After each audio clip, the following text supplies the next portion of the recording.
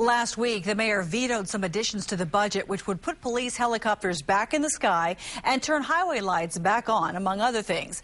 Well, tonight the city council held a vote on whether to override the mayor's decision. 2 News reporter Asia Vickers is live at City Hall with the latest. Asia?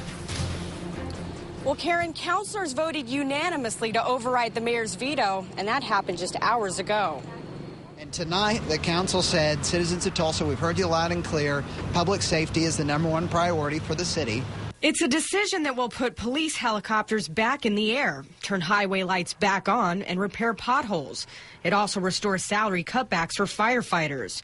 Joe Youngblood with the fire department says even though this vote won't bring everyone's salaries back to where it was, it's still a step. It's easier knowing that we did the right thing for the citizens of Tulsa, and the council stood up when it was time and did the right thing for the firefighters.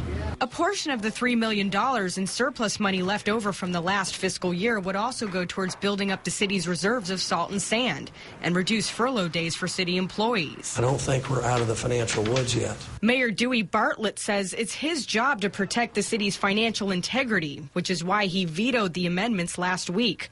He questioned whether the $3 million amount in surplus was correct and didn't think it was a good idea to spend the money considering it's a one-time fluke and cannot be considered a stable funding source. He suggested the money be used instead for vacation pay and severance for more than 70 city employees whose jobs are being privatized.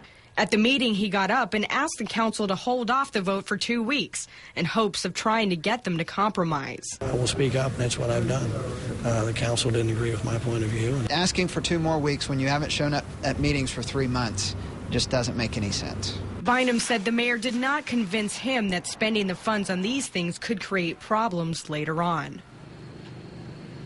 And Bynum adds that the budget could be amended at any time should the need arise. Live in downtown, Asia Vickers, 2 News works for you.